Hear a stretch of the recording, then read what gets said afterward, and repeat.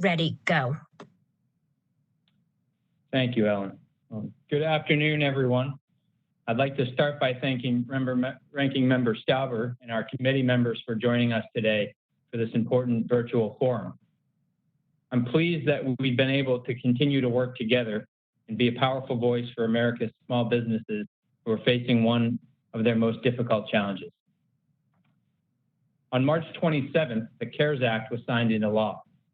That legislation included a version of the Continuity of Business Operations Support Act, a bill I authored and provided $192 million in new funding to small business development centers. For those of you listening who don't know, we commonly refer to those as SBDCs, in order to meet additional demands for counseling, advice, training, and education free of cost for small businesses and entrepreneurs during this pandemic and recession. With 62 lead centers and over 900 subcenters across the country, including 11 in Maine's 2nd District, SBDCs are well situated to help small businesses navigate the COVID-19 pandemic and prepare them for the new reality of post-pandemic life. SBDC services are nearly all cost-free, which could not be more important for so many small businesses who can't afford additional expenses right now, but are in need of expert advice and assistance. In the past 2 years alone, Maine SBDC supported over 3,000 existing businesses, helped create 269 new businesses, and helped produce and protect 1,400 jobs. As we've heard in previous virtual forums, SBDC services are in far greater demand because of the coronavirus recession. America's SBDCs estimate that they have already done the equivalent of an entire year's work in just a few months, as they help small businesses fight to stay alive and maintain jobs in a damaged economy. I'd like to commend the SBDCs throughout the country and their association for their tireless work and commitment to helping small business clients survive this pandemic. Moving forward, my colleagues and I will remain focused on addressing the challenges small businesses and entrepreneurs face as we transition into phased reopening in a new post-COVID reality. As we approach the warmer months, seasonal businesses in my district that rely on visitors on vacation are growing more and more concerned. In Maine, there's a 14-day quarantine period in place for out-of-state visitors, threatening to deter the usual influx of travel and cash into these communities. From a practical perspective, the quarantine period seems difficult to enforce, and small businesses can't be expected to police their customers to the point of knowing where they came from and how long they've been in town. But they can take steps to change operations or make physical improvements to increase safety, and they would greatly benefit from the assistance of SBDC professionals as they grapple with these challenges. Whether or not the quarantine period remains in effect, seasonal businesses must be able, all businesses actually, must be able to adapt, because even if we reopen our economy entirely tomorrow, it will take longer to recover than you and I wish to be the case. I believe SBDCs are well positioned and highly capable of helping small business owners navigate these uncharted waters. Last September, I introduced HR 4406, the Small Business Development Center Improvement Act 2019, and it passed the House on October 21st with a strong bipartisan 375 votes in favor. This bill would reauthorize the SBDC program through fiscal year 2023 with more resources, and among other things, would bring SBDC services to more small businesses by explicitly allowing them to better market and promote themselves so that more business owners are aware of the services that they provide. And I think that's a key.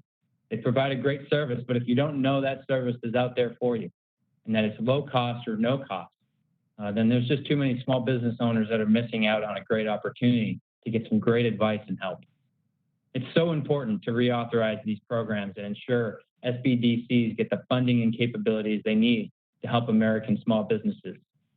I'd like to ask Ranking Member Stauber to join me in working together, as we often have on this subcommittee, to send a letter to the Senate urging it to approve this bipartisan bill and give SBDCs the tools they need to continue assisting small businesses to survive and recover from this pandemic and the economic disaster it has brought with it. And I hope all of our colleagues on the committee would join us in taking this action. I look forward to hearing today how SBDCs are equipped to guide small business owners through the phased reopening and what the future might look like for their small business clients. With that said, I'd like to recognize our ranking member, Mr. Stauber, for his opening remarks. Well, thank you, Chair Golden, for hosting today's virtual forum.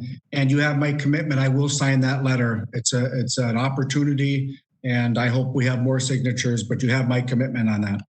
You know, throughout this unprecedented time in our history, it has been an honor to be a member of this committee where we continuously work in a bipartisan manner for Main Street America. The Small Business Development Centers program is the largest of the SBA's entrepreneurial development programs, with locations in all 50 states and 4 territories. In fiscal year 2018, more than 250,000 clients across the country received low-cost training, and nearly 200,000 received no-cost business consulting. In the great state of Minnesota, SBDC clients created 173 new small businesses, accessed $153 million in new capital investments, created or saved more than 5,700 jobs, and grew revenues by more than 20 million in 2019 alone.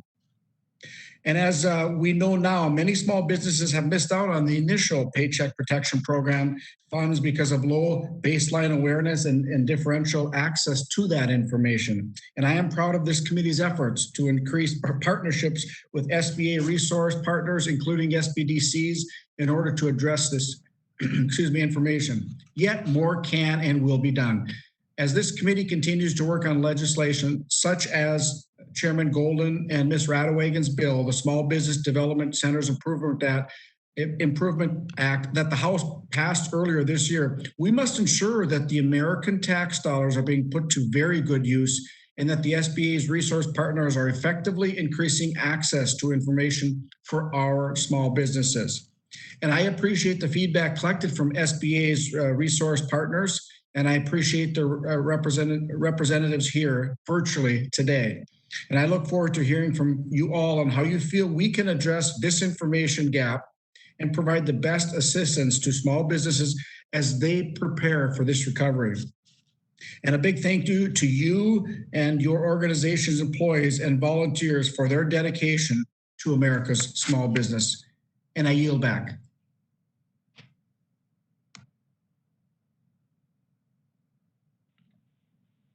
Thank you, Mr. Stauber. Now, I'd like to take a moment to explain how this forum will proceed. Each panelist will have 5 minutes to provide a statement, and each committee member 5 minutes for questions. Please ensure that your microphone is muted when you are not speaking and that it is turned on when you begin speaking. Your time will not start until your microphone is active. So don't worry if that happens to you. It happens almost every time. And I may be guilty of it myself right now. I'd also like to thank our panelists for taking time out of their busy schedules to join us. With us today, we have Mr. T. Rowe, President and CEO of America's SBDC. Mr. Rowe has been with America's SBDC since 2009, and in that time has overseen a network of nearly 1,000 centers that provide low-cost training and counseling to small businesses nationwide. Mr. Rowe has been an invaluable resource to the committee in the past. We're happy to welcome him here again today. Mr. Mark Delisle, the State Director of Maine's SBDC program. Mr. Delisle has served as the Maine SBDC State Director since 2008. He brings with him a wealth of knowledge as a previous small business owner himself, and we're pleased to have him participate in this forum today, as well as I look forward to doing a teletown hall with him tonight, where we'll be connecting with small business owners all over the state of Maine, similar to one that we did just a few weeks ago, where he was able to really provide some great advice to business owners calling in back in my home state of Maine.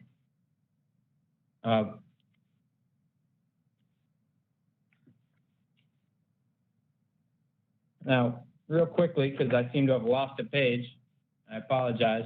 I'll come back to them because they're two great people joining us from my district in Farmington, Maine.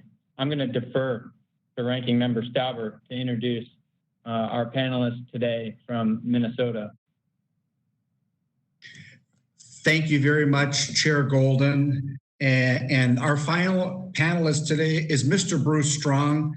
He's the State Director for the Minnesota Small Business Development Centers Network.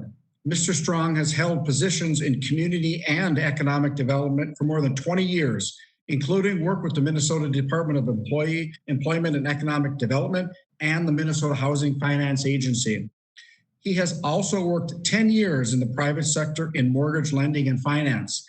He served as the National Underwriting Manager for Guarantee Residential Bank and Vice President of Product Development for Citizens State Bank. He is a proud Air Force veteran and holds a business degree from National College. It is great to see you again, Bruce, and thank you for your service, and thanks for being here today representing the SBDCs of our great state of Minnesota. Mr. Chair, and I yield back. Thank you. Now, one of the nice things about these virtual forums is normally when I was missing a page in my binder, I'd be in a lot of trouble. However, I could just pull up my original statement right here in front of me. So, Mr. Joe Musumeci, and you're going to have to help me make sure I get that pronunciation down packed by the end of this. And Miss Mary Elms, co-owners of the Escape Room at Farmington Underground in Farmington, Maine. I'm very happy to have your perspective as a small business in my district today and an SBDC client. I've heard already a little bit of some of the changes that you've made and ways that you've gotten creative in order to enable yourselves to continue to operate, perhaps at a limited basis, but nevertheless to have some success in continuing to serve your clients in your community. And I think, by the way, it's really important that you have been able to do that as people are going through lockdowns and looking really for things to be able to do. I'm sure that for your pre-existing clients, it's been great to continue to use and be a part of your business. But also, I hope and suspect that you've seen some new people come in the door as well as they look for new ways to be involved in their community. And I just can't wait to hear the story about how you worked with the SBDCs in Maine to get a little bit of help in the last several weeks. So thank you for joining us.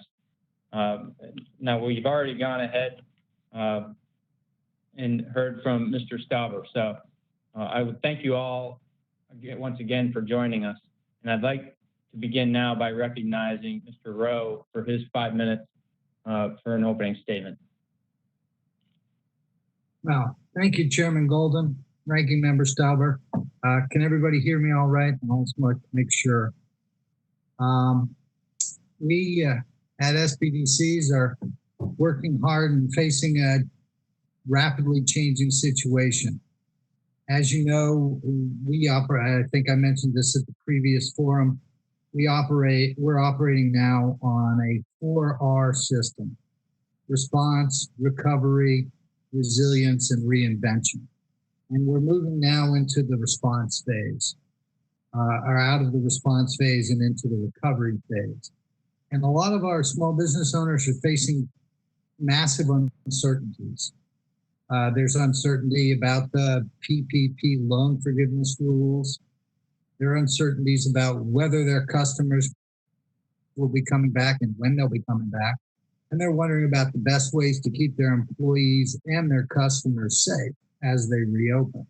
And can they avail themselves of testing kits and PPE? And lastly, what their liability is. Where do their responsibilities begin and end in reopening and keeping people safe? Now, to help with this, SBDCs are hiring additional advisors. They got their funding from the CARES Act funding that we greatly appreciate because, as you mentioned, the workload has been enormous and it's going to continue on for some time. They're developing reopening guidelines, worksheets, and decision trees to help businesses make the best decisions as they reopen. And they're working with innovative businesses. Now, I'm familiar with your constituents there in Maine, but I'd like to throw out some businesses in Iowa that actually have set up an amazing shopiowa.com website they're building that will help the local folks shop where they live, let them know who's open, what the conditions are, and where they can go. And that's something we're hoping to share nationwide so that small businesses, Main Street, can really have the customers come back with the feeling that, hey, everything's good, they're safe, we're following the rules. The other side of this, at our association, we're building up the web platform, the information hub that we received the grant for is up and running, and we'd encourage as many small businesses as possible. Please tell your constituents, go to covid-sb.org. It's all the federal information. Nobody's selling you anything. It's just the straight dope. We've got an artificial intelligence chatbot, and the more it's used, the more it learns. So we're hoping that function is really going to be helpful. And it also contains a geolocator so you can find SBDC, Women's Business Center, SCORE, DBOC resources wherever you live. Now, just the last thing to finish up is I'd like to talk about what we think Congress could do. First off, the PPP Improvements Act. I think small business desperately need these changes. They need certainty in their situation. And they need flexibility as well. And those provisions that were in the HEROES Act, and I know that there's a bill working in the Senate, and I believe Congressman Roy has a bill standalone in the House. That's vital to small business right now. The other thing is, I would ask that you consider looking at tax credits for reopening businesses, tax credits for the expenses of PPE, shields, redoing their workspaces. All of that is going to cost them money, and I think a tax credits would be a helpful concept. And the last thing is the SBDC Improvements Act. We've got needs to update our operations and operate our operating relationship with SBA. And the SBDC Improvements Act would really help with that. So we'd encourage you to move that along if at all possible. This is going to be a long-term situation, and I think we all need to think about it that way. We need to think about the long-term effects and what we can do. And with that, I will finish up. Thank you very much, sir. Thank you very much, Mr. Rowe. I appreciate that. And I would, very quickly point out that we just now voted in the House on a bill to make some of these changes to the PPP program that you were just speaking about, including changing the 75-25 rule to 60-40. I believe expanding the period from 8 weeks to 24 weeks, expanding the program through the end of 2020, among other important changes, many of which were pushed by this committee and talked about in virtual forums held by my colleagues in the chair and ranking member, both of whom are with us today. And that was a good, strong bipartisan vote that we just had in the House on this. So thank you again, Mr. Rowe, and I would now recognize Mr. Delisle for 5 minutes. Great. Thank you very much, Chair Golden and Ranking Member Stauber and members of the committee. Can everybody hear me okay? Good.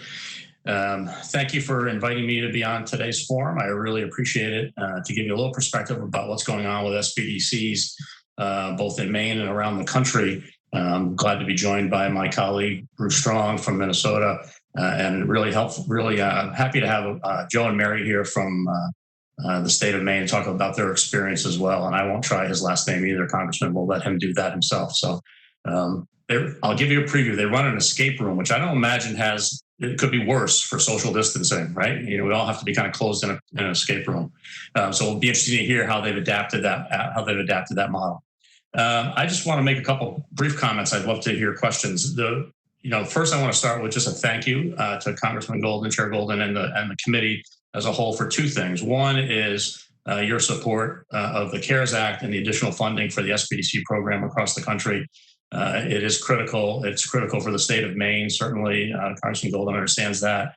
We are ramping up our capacity. We have new hiring going on for advisors. We're bringing in some specialists. We're doing a lot of work on our web environment to provide more and more resources for our small businesses, really focusing laser focus right now, frankly, on small businesses and helping them relaunch and recover. The Congressman mentioned a 14-day quarantine, which is very, very challenging right now for our small businesses to try to operate in. The governor is taking a very cautious approach from a public health standpoint. So we're trying to work with clients all over the state to try to make sure that they can recover and reopen. We have 147,000 small businesses across the state of Maine. It's a small business state, as are a lot of our other states. And it's really critical that we have as many of them recover and sustain themselves after this crisis as possible. So I appreciate the committee's support on that additional funding, and frankly, also allowing additional marketing dollars to be used from that funding. 5% of that funding is a lot for marketing. And as Chair Golden said, that's an important measure for us to get the word out about what these resources are for people across our state and across the country. I'd also like to thank Chair Golden and the committee for their support of the reauthorization of the SBDC program prior to all of this happening. It is critical to the program, and we've had a conversation where I think it's going to be even more critical that the Senate pick that up and pass that, so that when we start reaching the end of our supplemental funding, we can talk about how we can really look to maintain that capacity, because it would be a shame for all of our programs, certainly in Maine, to start to scale back the resources to small businesses, because I don't think this issue is going to go away anytime soon. A couple quick thoughts on where we've been, and Chair Golden mentioned that we've done a year's worth of work in 2.5 or 3 months, and that's been true in Maine, and I'm sure Bruce would say that from Minnesota and my other colleagues around the country. We've seen over 1,340 clients just since March 1st. We normally see 1,500 a year. We've done almost 3,000 hours of advising. But most importantly, I pulled out the capital that we've helped people access through this window from March 1st till now. And it's close to $10 million in capital just in the state of Maine to help sustain themselves through this. And I'm sure of interest to this committee would be 4.8 million of that is PPP funding throughout the state of Maine. And 1.4 million of that is the Economic Injury Disaster Loan Program through the state of Maine. And those are significant numbers. And it really is a testament to this committee's work, Congress's work to get these programs up, running, and out the door fast. We were able to mobilize our resources very, very quickly moving forward. And we got a lot of that funding in the hands of small businesses. But as we said just briefly, T. Rowe just said, improvements to the PPP are going to be critical. It doesn't fit for all of our clients. A lot of clients are really concerned about the forgiveness process, and that's still bogged down with Treasury and SBA, as you know. So getting that clarified is going to be critical. So it's going to be important that we make those improvements. But looking forward, certainly things that Congress and this committee can take up are things like funding for PPE. That's an unknown that just kind of came on our clients recently, trying to reopen with enhanced safety guidelines, et cetera, and lost revenue. Frankly, they're going to live with probably some level of reduced revenue for a 12 to 18 month window would be what we're forecasting for most small businesses. So any resources that can be available to help clients through that window is going to be very, very important for what we're doing in Maine. And with that, again, I thank you very much, and I'm happy to take any questions. Thank you very much, Mark. Now we're going to go ahead and have opening remarks by Mr. Masumachi. I know you're going to try and correct me, Joe, and Ms. Elms. And let me just say, this is the first time I've seen a panel where we have two people testifying together, and I think that's great, and maybe something that we can consider in the future, even once we get beyond virtual hearings where we've got two co-owners testifying together. it's an important perspective. So thanks again, and look forward to hearing your remarks.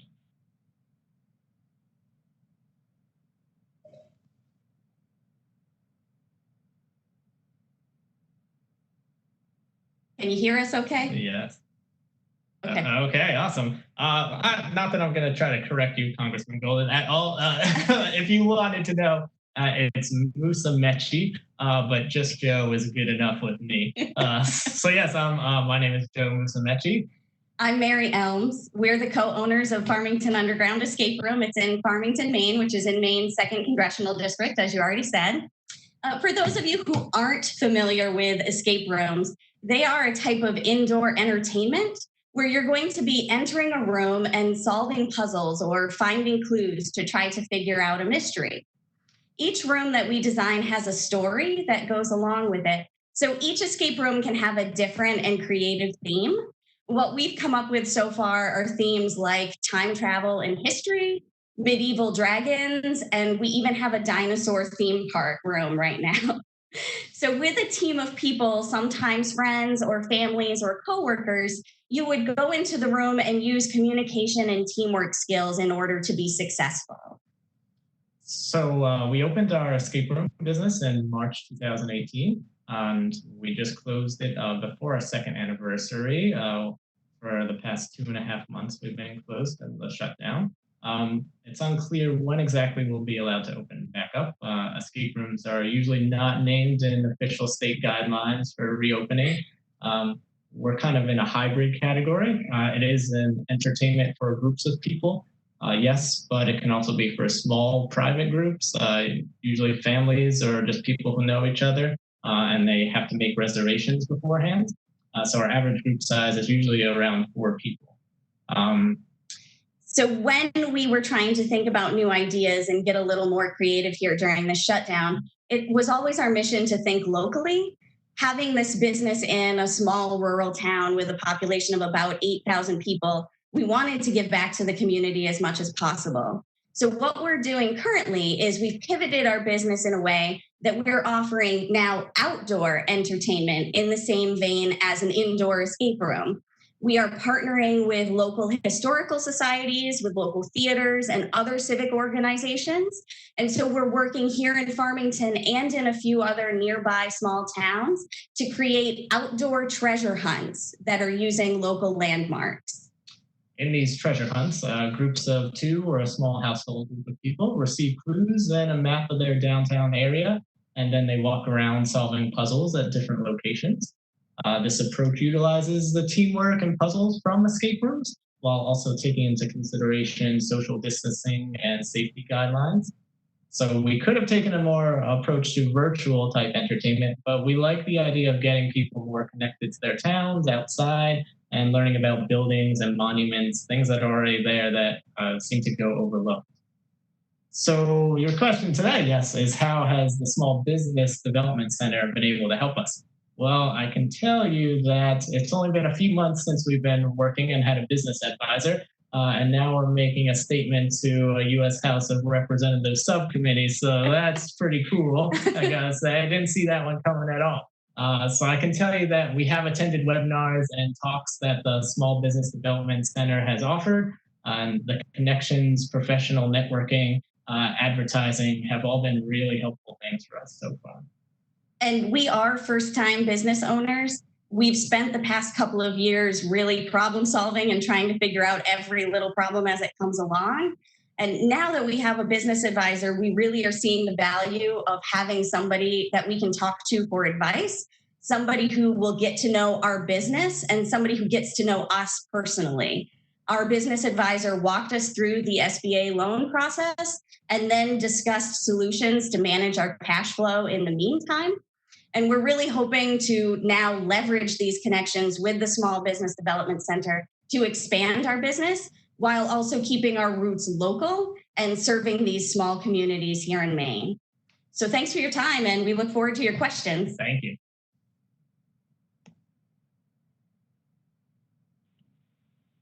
Well, thank you. I look forward to continuing the conversation. And Farmington is just such a great town. I think you probably know I spent some time early after high school there. prior to joining the Marines after 9/11, and it's just a great community. I love it very much. To close out the opening remarks from the panel, let me give 5 minutes to Mr. Strong.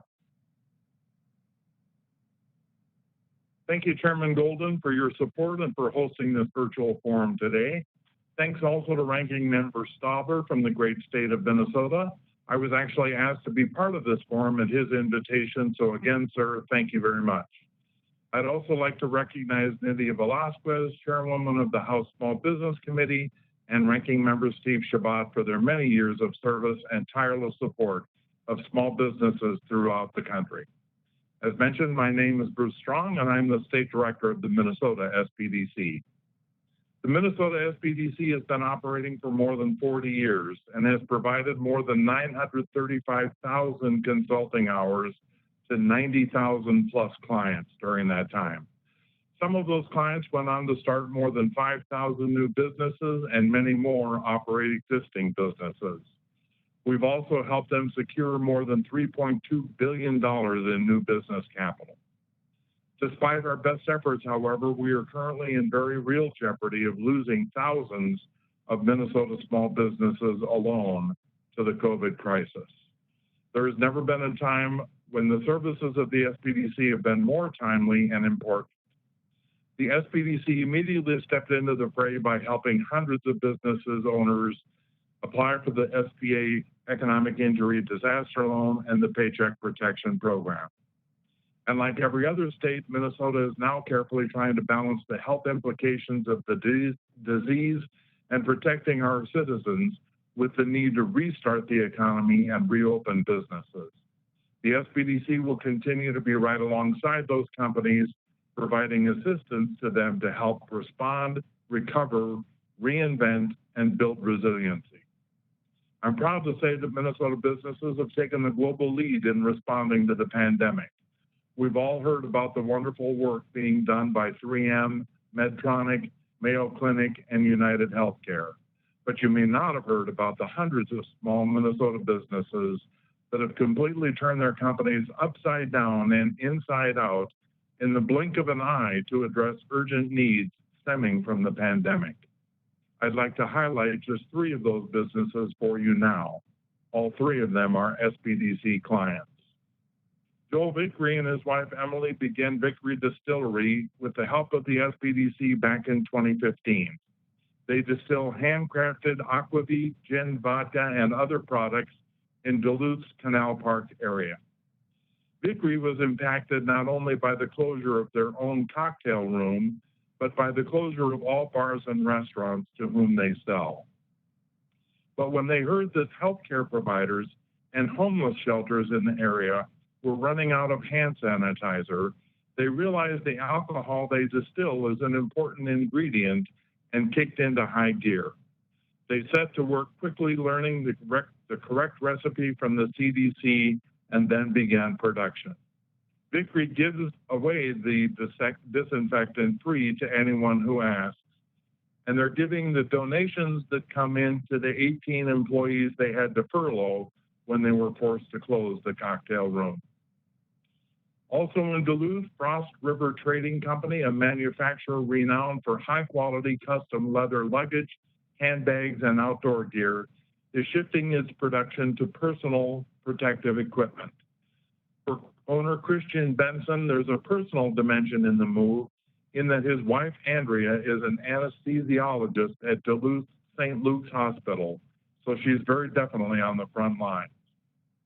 Benson has purchased 24 new sewing machines and hired 53 college kids who had little prospect for other part-time summer work this year to make masks out of surgical wrap so they are cleanable and reusable. They're currently making 6,000 masks per day. Another small Minneapolis manufacturer, Woodchuck USA, also heeded the call for help.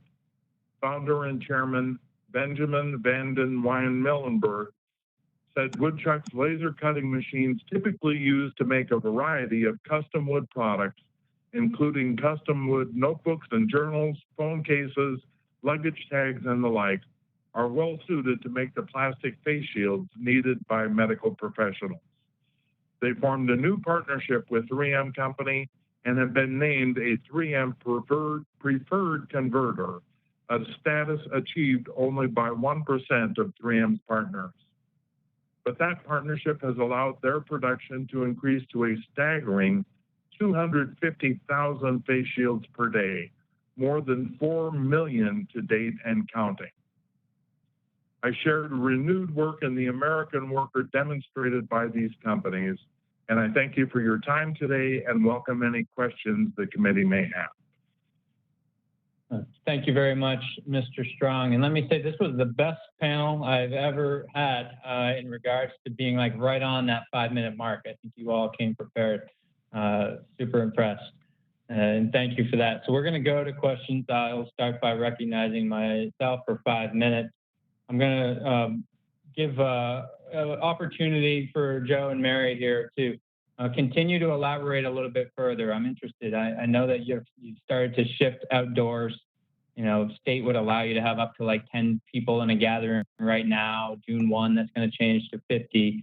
So I just want to hear more about your plans for the future and next steps and how you might continue to work with the SBDC to assist you with that planning. Yeah, good. Thank you for that question. Well, we're kind of changing plans, I guess, day by day as it goes forward. We'd like to open back up our indoor escape room eventually at some point when we feel like it's safe and the risks are not there for people.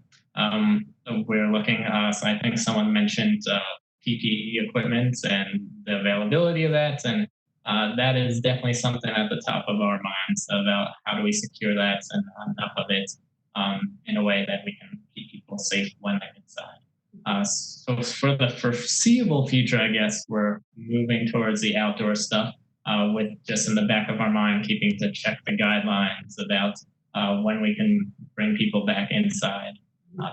It's like I said, it's a little tough because escape rooms fall into a weird category. And so we'll be working with our advisor, Allison Lee, at the SBDC to kind of figure out when our category comes up, whether it's June 1st or whether we might have to wait a little longer to see. So she's been kind of our liaison on giving us all that information to help us figure out those different aspects. And regarding the outdoor treasure hunts, we started right here in Farmington and spent some time developing that. And people were really excited about it. They were really eager to get outside once winter finally ended here. And so we had a lot of interest in it. And we then expanded it to the next town over, Wilton. And that one is almost done. We're hoping to finish that one this week and get that up and running. And then we had interest from people in Dover Foxcroft, which is an hour and a half away. But they had a big bicentennial committee that was planning events this summer that have all been canceled. And they heard about what we were doing and asked if we would try to do it there. So we're now working on a Dover Foxcroft plan as well. And then our advisor, Allison, was just suggesting another town for us in Penobscot County to try to do this with. So it could expand quite a lot if we keep going this way and if the weather keeps being nice. Yes, that's the one thing. Yes. Thank you. Well, that's great. It sounds like they're helping you really get the most out of getting the word out about what you're doing and helping you expand to other communities. Dover Foxcroft is quite a drive. I've got 2 minutes left, and I wanted to ask Mr. Delisle and Mr. Rowe. We can start with Mr. Delisle.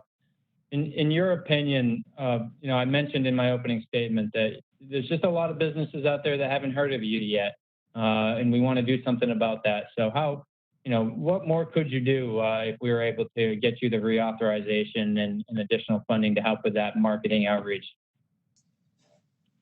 Great, thank you for that question. And we've talked about this before, Congressman. It's a balancing act about how much we want to promote our services and programs, since they're all free of charge to the clients, which is great. But we have to balance the demand with that promotion aspect. But with this additional funding, we really have kind of been released from that to some degree, because I've got the resources now. I want as many small businesses to know about us and to get in to see an advisor similar to Joe and Mary. I want to make sure that they're getting that help to look at their cash flows, price things out, figure out how to change their business model. We are in Maine, we're doing a lot of digital marketing with our resources through the CARES funding. So we're going to do a lot of digital outreach and digital marketing. But again, back to that reauthorization is going to be important because once we raise the visibility, you can't unring that. So it's going to be important that continue to have the resources available for the clients that are looking for our help moving forward. Well, Mr. Chairman, I think Mark summed it up pretty well. The only concern I have is SBA added the marketing in, which is great and very useful for our members, but it wasn't specifically mentioned in the statute. So I'm kind of waiting for the Inspector General to come back at us and say, you weren't supposed to spend any of the money on marketing.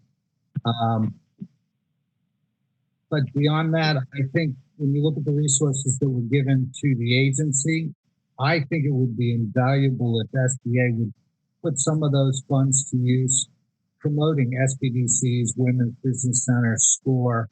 All right, I admit I'm probably the only guy from Virginia who watches professional bull riding, but the Customs and Border Protection folks have ads all over that. Yep, I appreciate both your feedback. I mean, you're right there on the ground, and important point, Mr. Rowe, about the need to authorize that activity so that you don't run into any problems with your CARES Act funding. I am out of time, and I'm now going to turn it over to Mr. Stauber.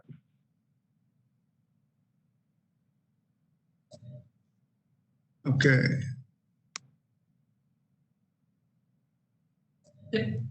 Okay, thank you, Chair Golden. And my questions are going to be directed to Mr. Strong, who's our state director in Minnesota.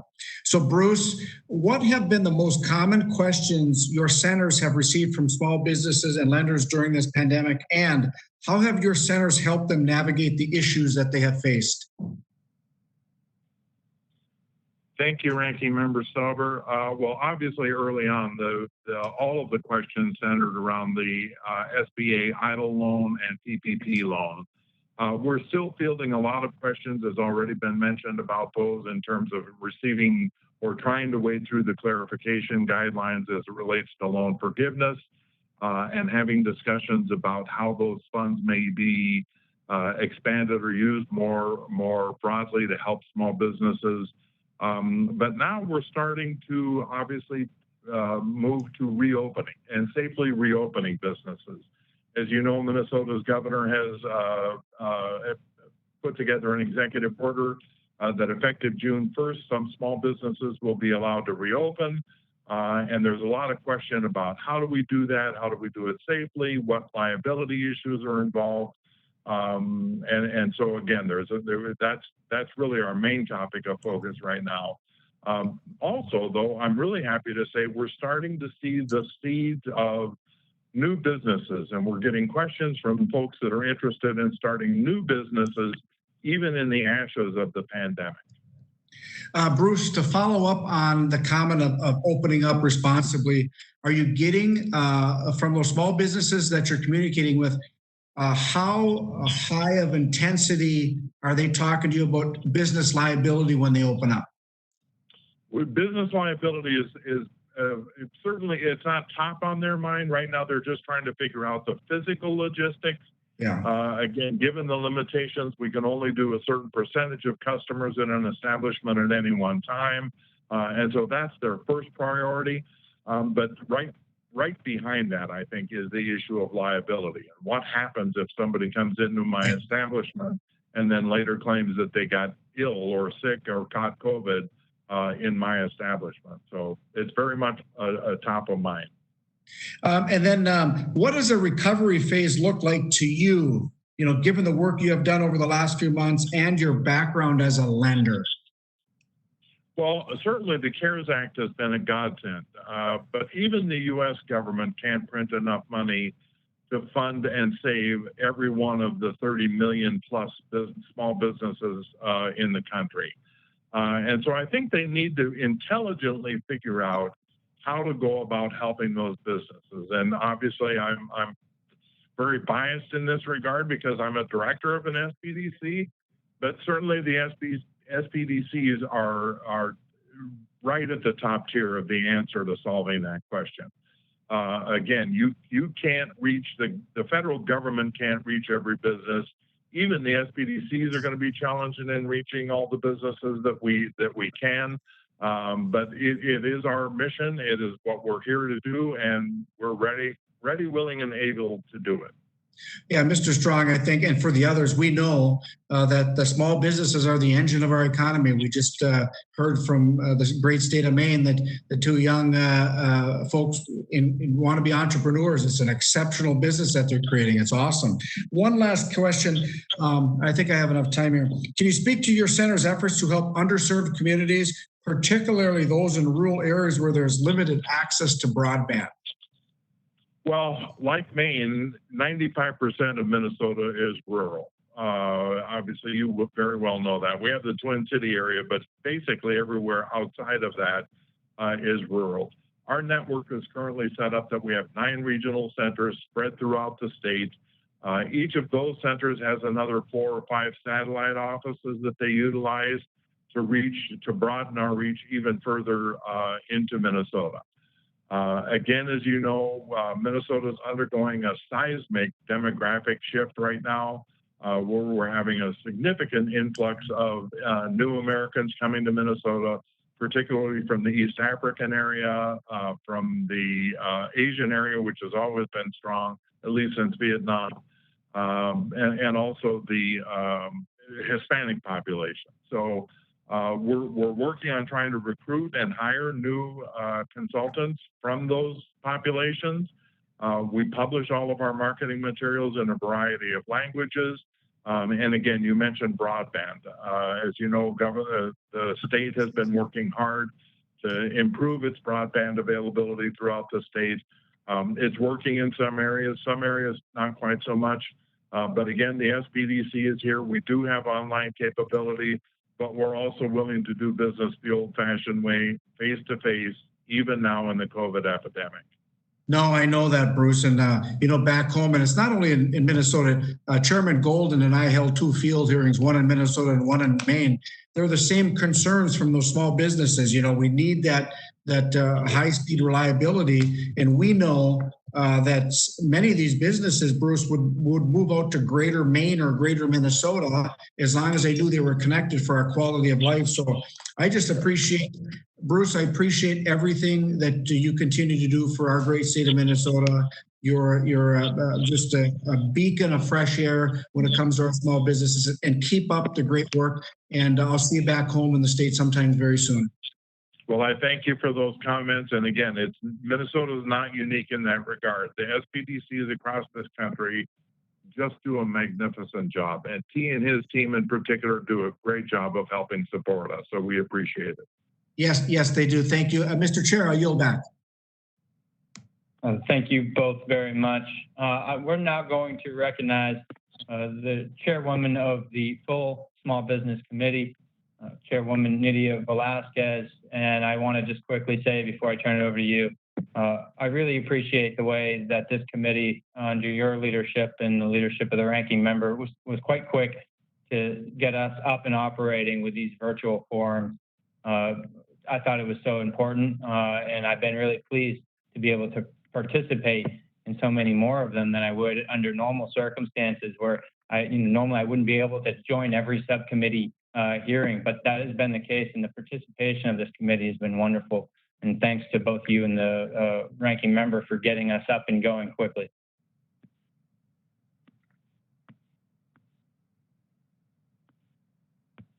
Okay, I unmute myself. Good afternoon, everyone, and thank you, Chair Golden and Stauber, for this important hearing virtual forum, and all the members of the committee. I am very proud of the work that we do collectively, both Republicans and Democrats. And I guess that today is a great example of that. I'm really proud of the fact that we passed today the Paycheck Protection Program Flexibility Act with 417 to 1. That was an extraordinary show of confidence, but also it shows that when we work together in a bipartisan fashion, we have a better legislative product. So the message is clear today. One, to small businesses in our country, that we are hearing you, that we are listening to you. And today, I believe we are providing answers to the many concerns that you have in terms of having a paycheck protection program that is going to be workable, that is going to really provide the relief that you need. And also an important message to the Senate, 417 members in the House, both Republicans and Democrats, supported this bill, and now it is their turn, and to send a strong message to the small businesses in this country. Mr. Rowe, I just would like to ask you, and you touched on this before, have the SBDCs have enough guidance from the SBA on how to use the 5% allocation for marketing to avoid, obviously, potential problems in audits? And if not, what additional guidance do you think is needed? Well, the guidance in the terms and conditions was pretty thin, but I think that's because it's a fairly new area for them as well. I think what would be helpful is if the SBDCs could get a little more information on what would be appropriate and inappropriate. Radio ads are okay, but maybe not television because it's more expensive. Are billboards all right? That kind of information. Obviously, we're not passing out any literature because of social distancing. So we could use a little clarity there. So let me ask you, in your opinion, how consistent has SBA guidance been throughout the CARES Act implementation? Wow. Well, let's just put it this way. When you have, I guess it's well over 50 FAQs, you begin to wonder how clear things were to start with. Mm-hmm. It had to keep going back and going back. And I think it's just because they didn't anticipate the amount of interest, or for that matter, the broad array of small businesses that you have to deal with. Yeah, but that is, Mr. Rowe, that is one of the issues that we really need to address, because we don't know how long this pandemic is going to last. We do not know if we're going to be dealing with this pandemic comes the fall, and we have to have an infrastructure in place going forward. And so we need to get the attention of SBA, because that is one issue that borrowers and lenders raised, the lack of clarity, confusion when they were issuing some of the rules. And the fact that we passed this legislation today is a reflection of the fact that they rushed into issuing rules that were not well thought out and created, in so many instances, problems. So I would like to ask my next question to Mr. Delay. On April 2nd, the Small Business Administration released an interim final rule which allows seasonal businesses to calculate their Paycheck Protection Program loans by the number of employees during peak season instead of the lower off-season number. Can you share the effect this rule change had on your clients?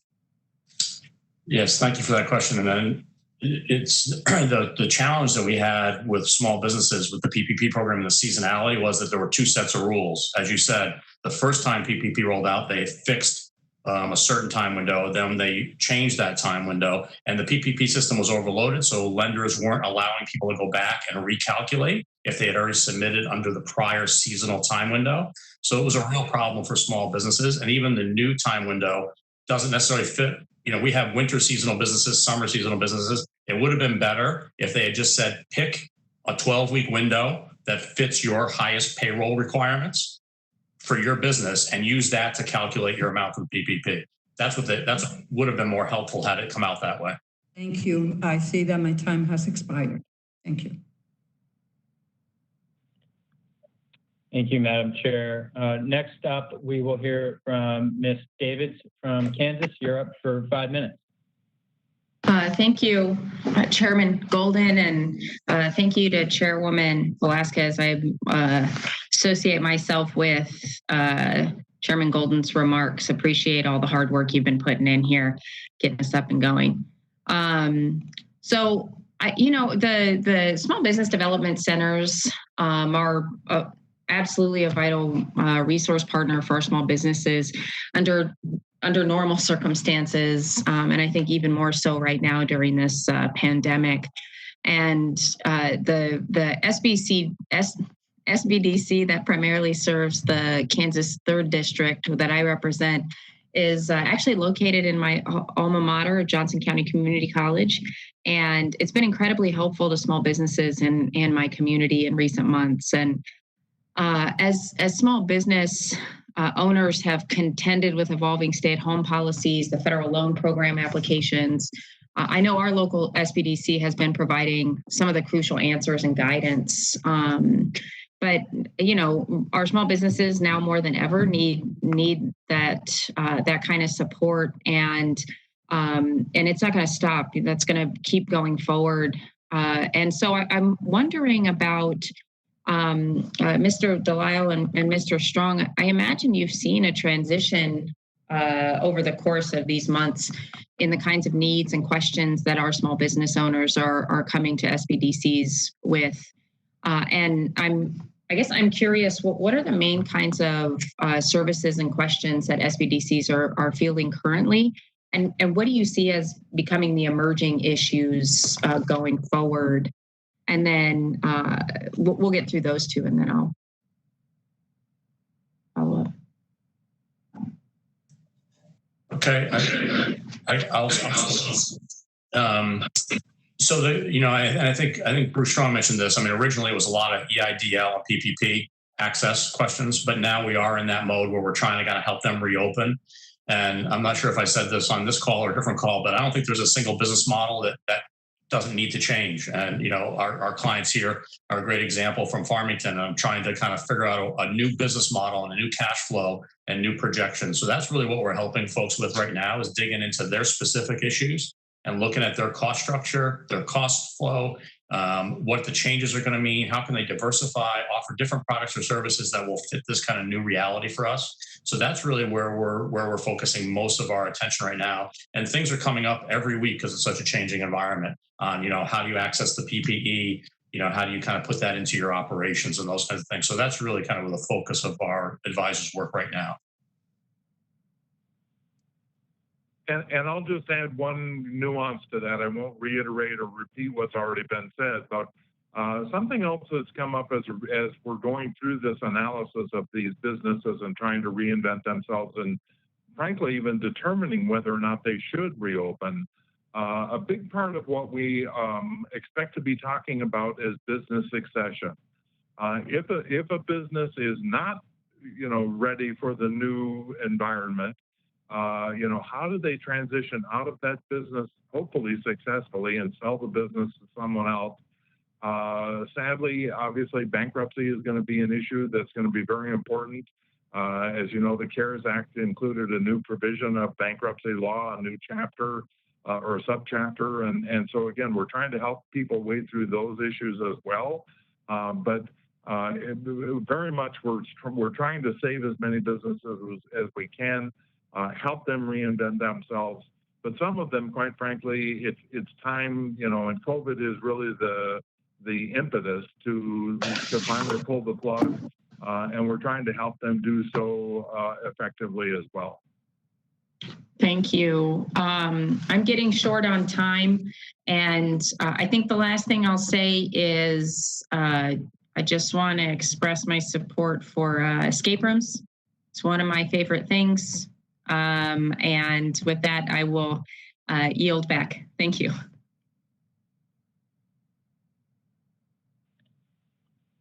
Thank you very much, Congresswoman Davids. And I just wanted to notify for members that a new round of votes has started.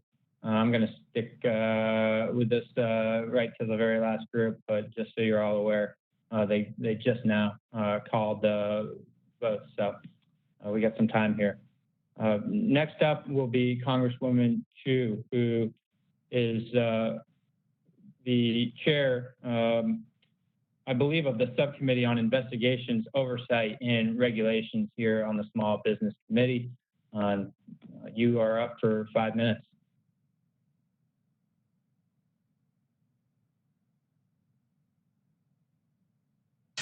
Well, thank you so much. Mr. Rowe, I'd like to follow up on a question that I asked you during our May 7th forum on language capabilities of SBDCs. Then you told me that SBDCs in general are relying on the language skills of individual staff members and not on official translations or instructions from SBA's headquarters.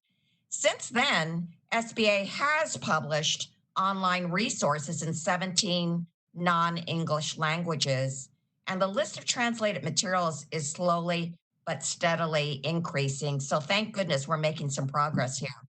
Can you explain how these materials have affected the way that the SBDCs are providing in-language assistance and the extent to which centers are still reliant on unofficial translations provided by their staff members? Well, I think we just like 10 days ago received a Spanish language translation of our 641 form, which is the MPEG form. And that's very helpful because, of course, it's clarifying in business Spanish, which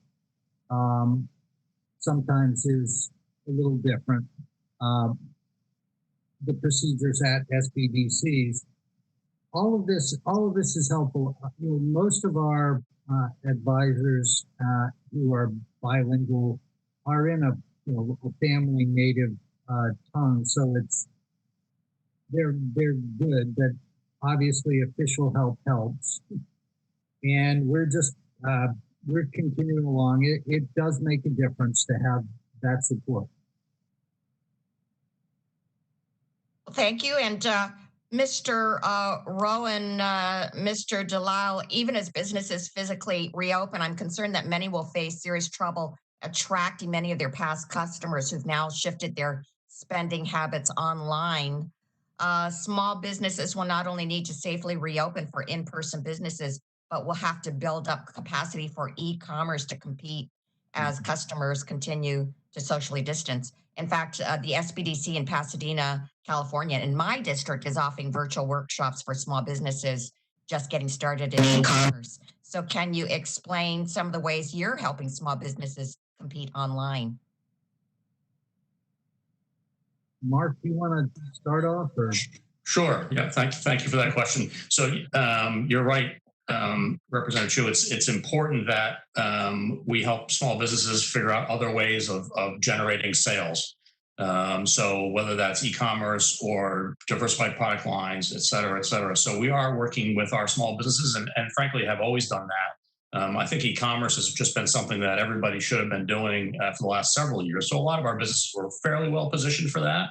But what we also saw during this pandemic is that a lot of our small businesses really focused on local and partnering, and our clients here talked about partnering with other local organizations. So, connecting, that's also been very helpful. There have been a lot of people that have been very supportive of their local businesses, understanding that small business is going to be critical. And so they're buying gift cards and they're buying takeout and curbside and those kinds of things. So all those revenue streams are important for us to help small businesses figure out how to maximize those. And I just add, I mentioned one of our clients, the SBDC client in Iowa, their website, Shop Where You Live, is going up live on shopiowa.com shortly.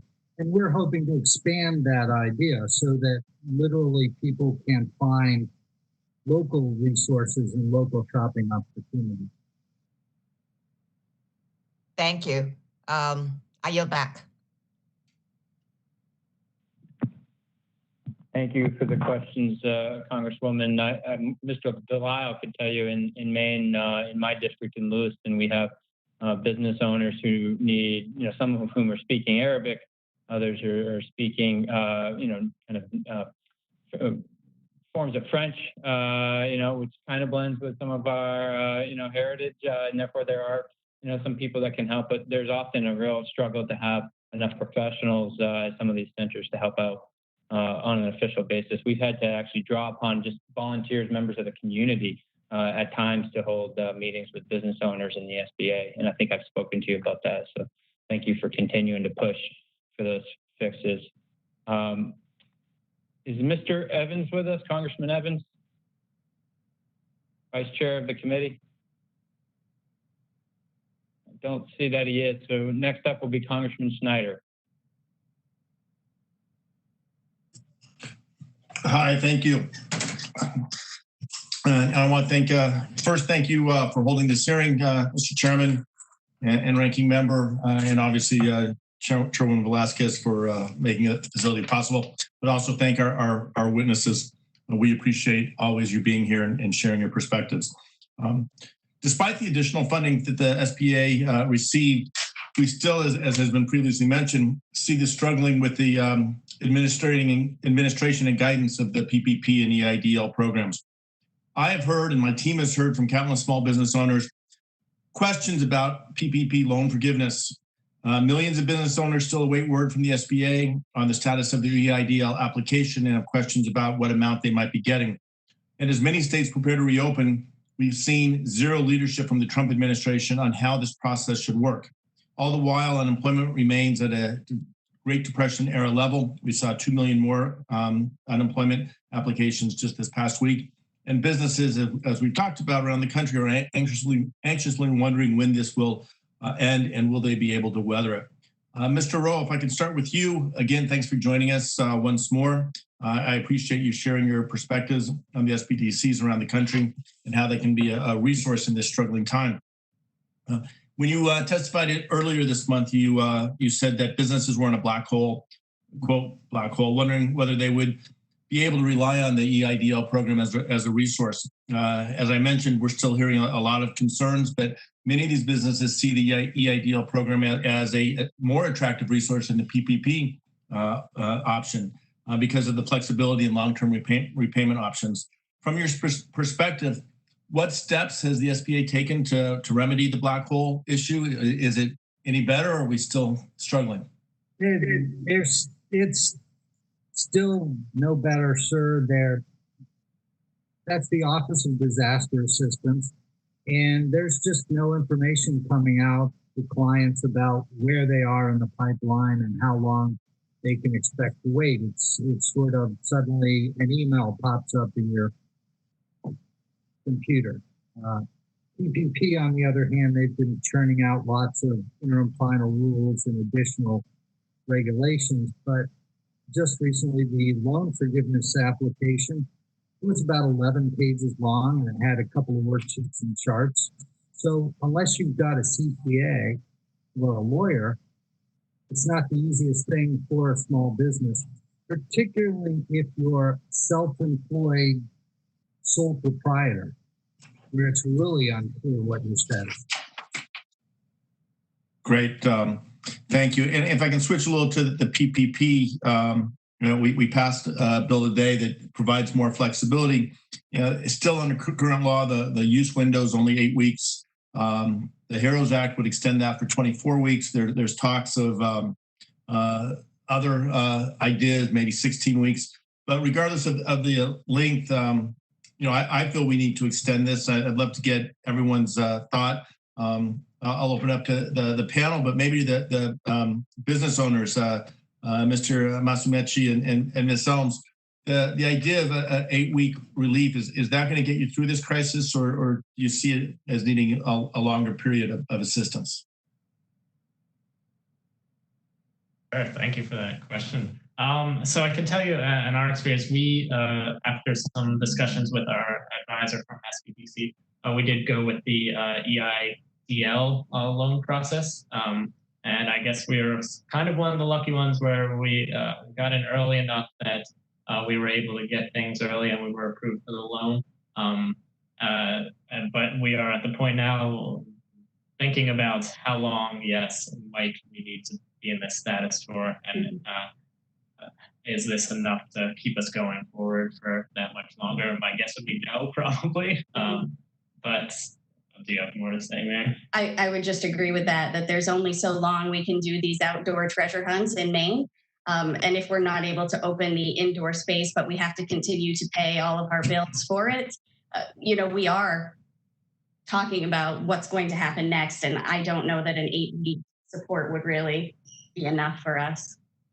And this may not be a fair question to the SBDCs, I'm just tight on time, but I don't want to lose this, is, as they were just talking about and we've said before, we're seeing an extended crisis for many of these businesses. They're going to have to rethink their future, reinvent what they do, completely remodel their business.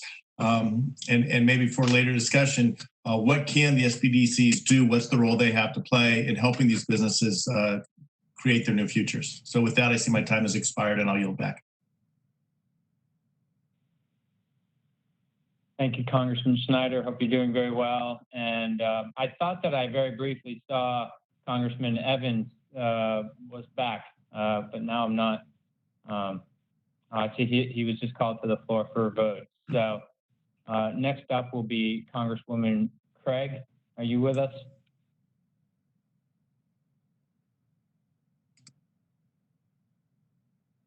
All right, so they've both gone down to the floor to vote. As we stall for time, Chairman, would it be okay if the witnesses answer the last question of the role that SBDCs could play? I'd be more than happy to give them that opportunity.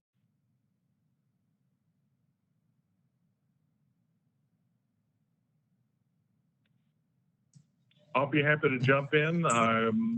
Again, the SBDC can help a business with their primary cash flow, trying to figure that out. But also, we're pretty good at kind of thinking outside the box and helping folks think outside the box.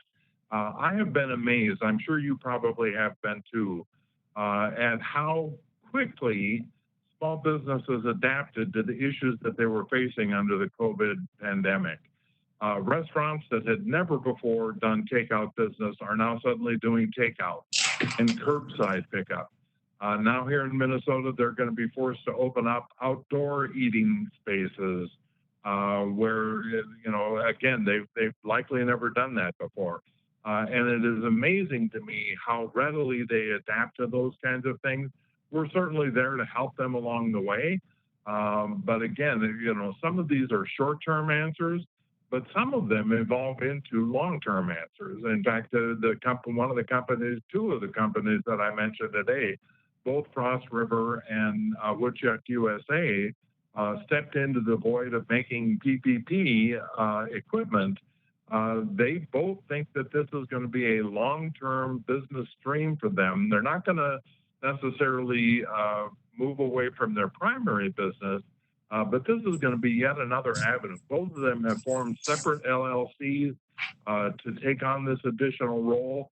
And so they're very adaptable, and we can help along the way in terms of cash flow projections and capital needs and business plan, revised business plans, all those kinds of things that they're looking for to make that switch.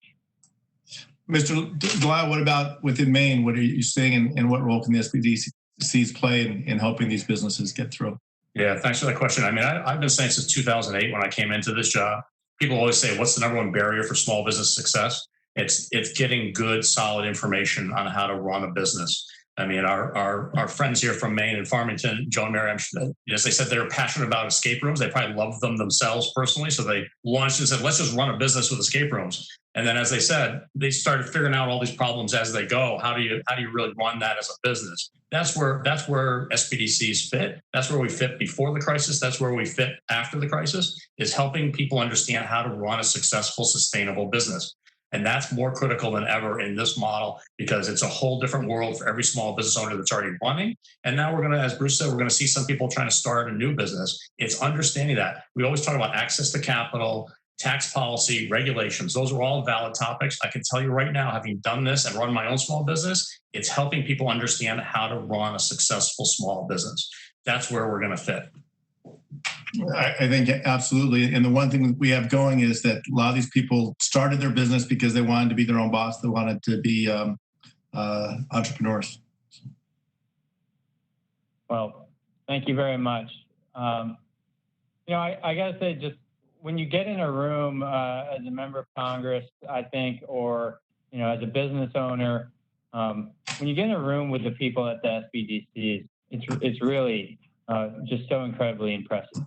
You just heard the passion that both Mr. Delisle and Mr. Strong brought to talking about, you know, what they can bring to the table in response to Congressman Schneider's last question there. And I've seen that repeatedly as I've held forums around the congressional district with the SBDCs, with some of the partner organizations and the chambers of commerce at the local level, pulling in, you know, a dozen or more business owners.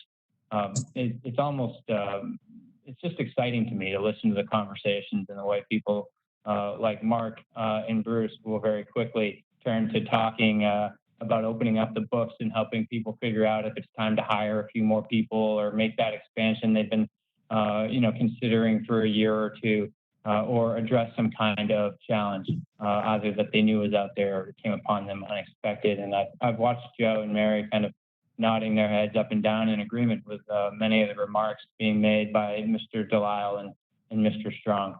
As we move to wrap things up here, I want to thank you all so very much.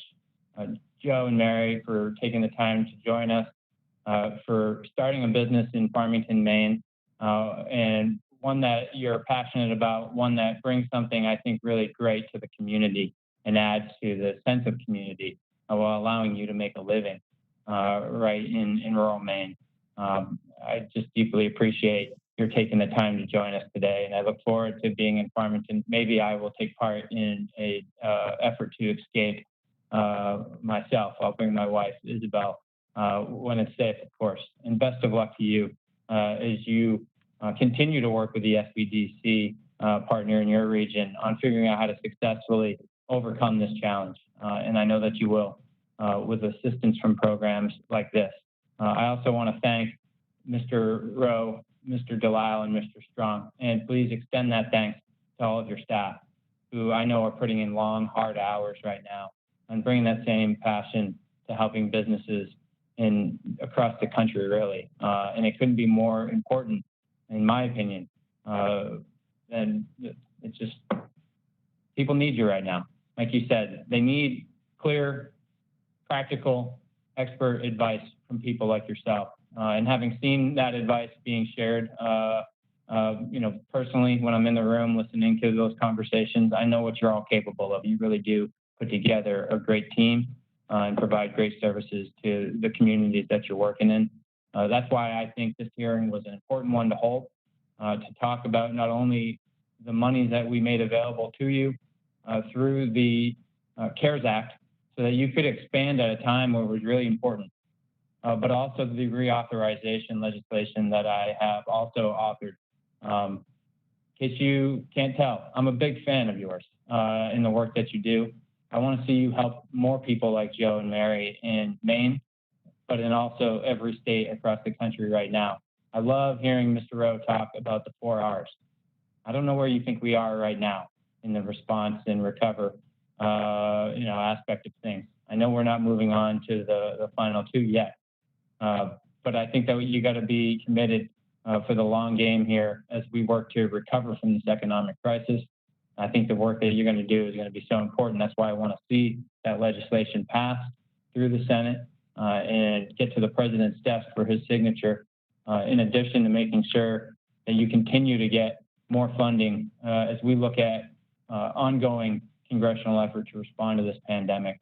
And with that, I will close things up. I know that the ranking member had to go down to the floor and vote, but Mr. Strong, I know that he really appreciates you taking the time. And as he said, he'll be seeing you in Minnesota. So thank you all for joining us today. Best of wishes. Stay healthy. God bless. And I'll see you guys up in Farmington, Maine. And Mr. Delisle, I look forward to being on the phone tonight. Take care. Thanks, everyone.